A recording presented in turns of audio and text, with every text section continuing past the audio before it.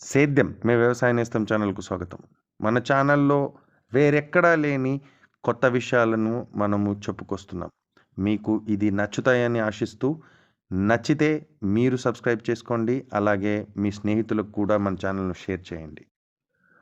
ఈరోజు విషయానికి వస్తే, మనం గత 2 సంవత్సరాలుగా మిరప ధరలు ఎందుకు తగ్గిపోతున్నాయో అర్థం గాక సతమతమవుతున్నాం. కానీ ఈ రోజుతో మనం ఆ ప్రశ్నకు జవాబు తెలుసుకుందాం. మన దేశంలో మిరప పంట చాలా ప్రఖ్యాతి. ప్రపంచ దేశాల్లోనే అతి ఎక్కువ ఎండుమిరప పండించే దేశం మన దేశమే. అలాగే బ్యాడగి, గుంటూరు మార్కెట్లు ప్రపంచంలోనే అతిపెద్ద ఎండుమిరప మార్కెట్లుగా పేరుగాంచినాయి.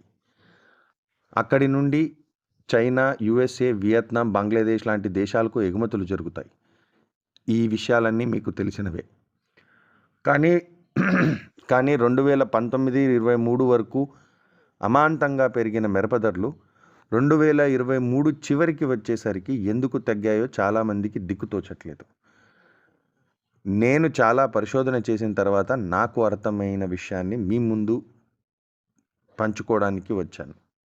నెక్స్ట్ మీరు చూడబోయే 2 చార్ట్లు కూడా ఈ డేటా నేనెక్కడి నుంచో తీసుకుంది కాదు. ఇది అఫీషియల్‌గా సుగంధ ద్రవ్యాల బోర్డు వారు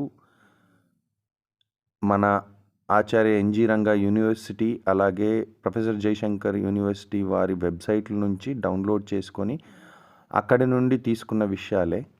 సో, అందులో నేను ఏం గమనించానో మీకు చెప్తా. 2018లో 7 లక్షల ఎకరాలు పంట విస్తీర్ణం కాగా, సగటు హెక్టార్కు దిగుబడి 3.5 టన్నులుగా ఉండేది. కానీ 2019 వచ్చేసరికి ఒక 20,000 హెక్టార్లు తగ్గినా, దాంతోపాటు సగటు హెక్టార్కు వచ్చే దిగుబడి 1 టన్ను తగ్గింది. అలాగే అప్పటిదాకా 3.5 లక్షల టన్నులు ఎగుమతులు ఉండగా, మొదటిసారిగా ఆ సంవత్సరం 1,40,000 టన్నులు అమాంతంగా పెరిగి ఇంచుమించు 5 లక్షల టన్నులు చేరుకోవడంతో దాంతో మిరప డిమాండ్ వచ్చింది. ఆ సంవత్సరం మిరప రేట్లు పెరగడం మొదలుపెట్టాయి. అలా మళ్ళీ సంవత్సరం 2020లో పంట విస్తీర్ణం 20,000 హెక్టార్లు పెరిగినా, సగటు దిగుబడి 2.9 టన్నులకు పెరిగినా, కానీ బయట దేశాల నుండి డిమాండ్ కూడా రికార్డ్ స్థాయిలో అంతకు ముందు సంవత్సరం కంటే కూడా 2.5 లక్షల టన్నులు పెరిగింది. అంటే అమాంతంగా 5 లక్షల టన్నుల నుంచి 6.5 లక్షల టన్నులకు చేరుకుంది. ఇది అనుకోని అనుభవం. అక్కడి నుండి ధరలు పెరగడం మొదలయ్యాయి. అలాగే అదే సంవత్సరం ఆఖరికి వచ్చేసరికి నల్ల తామర పురుగు దాడి మొదలైంది. మళ్ళీ సంవత్సరం 2021 విస్తీర్ణం 1,80,000 హెక్టార్లు పెరిగింది. కానీ మామూలు పరిస్థితుల్లో ఆ సంవత్సరమే మిరప ధరలు తగ్గి ఉండాల్సింది. కానీ అదే సంవత్సరం పలు కారణాల వల్ల సగటు ఎకరా దిగుబడి మళ్ళీ 2.9 టన్నుల నుండి 2 టన్నులకు తగ్గిపోయింది. అలాగే ఎక్స్పోర్ట్ డిమాండ్ కూడా 1,00,000 టన్నులు తగ్గింది. కానీ తగ్గిన ఎకరా సగటు దిగుబడి పెద్దగా ధరలపై ప్రభావం చూపలేకపోయింది. కానీ ఇక్కడితో పెరిగిన ధరలు ఇక తగ్గవు, అలాగే ఇంకా మున్ముందు పెరుగుతాయన్న ఆలోచనతో చాలామంది స్టాకిస్టులు సరుకు కొనడం మొదలుపెట్టారు. ధరలు పెరుగుతాయన్న ఆలోచనతో అలా 2022, 23 వచ్చేసరికి కాస్త పంట విస్తీర్ణం తగ్గినా, సగటు ఎకరా దిగుబడి ఒక్కసారిగా 2 టన్నుల నుండి 3.2 టన్నులకు పెరిగింది. అలాగే సంవత్సరంతో పోలిస్తే 40,000 క్వింటాళ్ళు తగ్గాయి. అయినా వ్యాపారస్తుల్లో ఇంకా పెరుగుతాయి ధరలు అన్న ఆశతో చాలామంది స్టాకిస్టులు సరుకు కొనడంతో ధరలు పెరిగాయే తప్ప తగ్గలేదు.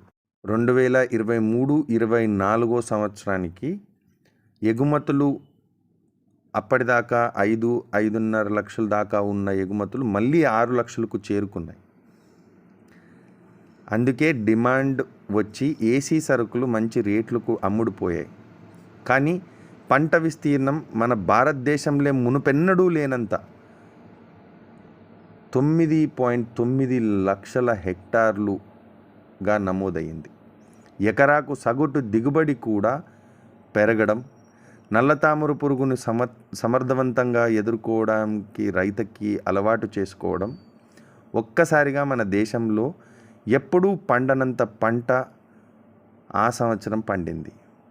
ఇంచుమించు 32 లక్షల టన్నులు. ఇక్కడ నుండి సరఫరా ఎక్కువగా ఉండడంతో కానీ వాడకం అంత లేకపోవడంతో ఒక్కసారిగా ధరలు పతనం మొదలవ్వడం చూసాం. ఇక్కడి దాకా చెబుతున్న విషయాలు అన్నిటికీ మీకు వివరాలు సుగంధ ద్రవ్యాల బోర్డు వారి వివరాలు మీ ముందు చార్ట్లో ఉన్నాయి. ఇప్పటి వరకు నేను చెప్పిన విషయాలన్నీ కూడా ఒక అఫీషియల్ వెబ్సైట్స్ నుంచి సేకరించిన వివరాలను మీ ముందుకు తీసుకొచ్చి దాన్ని వివరించడానికి ప్రయత్నించాను.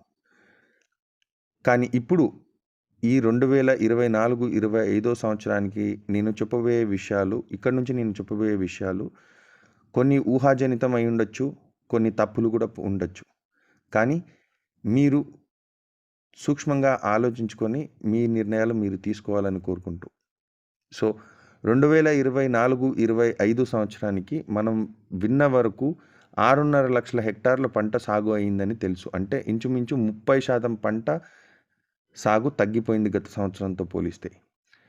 అలాగే ఎకరా సగటు దిగుబడి ఈ సంవత్సరం పెరిగి ఉండే అవకాశం నాకు ఖచ్చితంగా కనిపిస్తుంది. ఎందుకంటే నా చుట్టుపక్కల చూసిన విషయాలన్నీ దాని వైపే నాకు చెబుతున్నాయి. కనీసం 3.5 టన్నులు హెక్టార్కు ఉండే అవకాశం ఉన్నట్టు అనిపిస్తుంది నాకు. అంతేగాక గత సంవత్సరం మిగిలిన సరుకు మరియు ఈ సంవత్సరం వచ్చిన పంట మొత్తం కలిసి కనీసం వచ్చే సంవత్సరం మొదలయ్యేసరికి మన వాడకాలు ఎగుమతులు అన్నీ పోంగా సరఫరా ఎక్కువగా ఉండడంతో కనీసం 2026 నాటికి 3-4 లక్షల టన్నుల క్యారీ ఫార్వర్డ్ సరుకు ఉండే అవకాశం నాకు పుష్కలంగా కనిపిస్తుంది.